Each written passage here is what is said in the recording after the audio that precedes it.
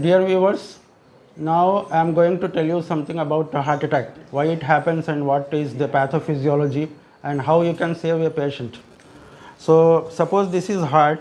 So blood supply, there will be three blood vessels on the heart which supply the oxygen and blood to the heart. If there is clot formation in the coronary arteries, suppose this much is the obliteration, then it is called as 30%. But suppose what happens in a cardiac patient, sometimes the inner surface of the, suppose this is the inner layer of the coronary arteries. So this clot, sometimes the inner layer ruptures.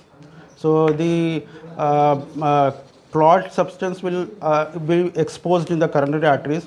So when the blood is flowing through it, the exposed surface, because it is rough surface, blood will clot here. So total supply to the blood is obliterated or it is stopped. So in such cases the heart fibrillates, means it will move like this.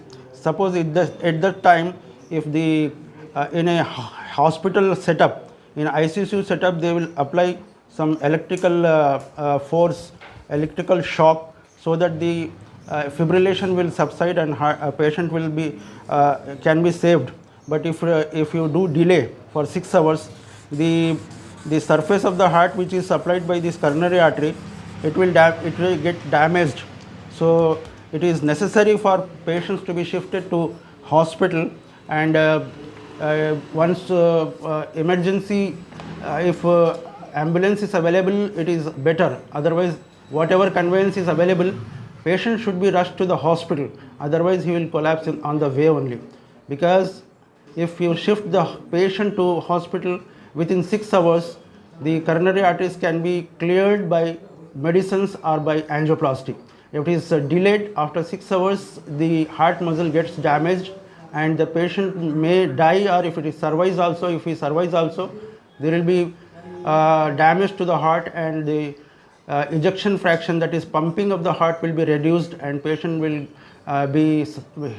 suffer lifelong. So it is better and it is necessary, if a patient is complaining of chest pain, sweating, vomiting, immediately patient should be shifted to the hospital, where in ICU setup they will apply, if it is required, the electrical force which is called as defibrillating machine will be available in the hospital, or they can do emergency primary angioplasty.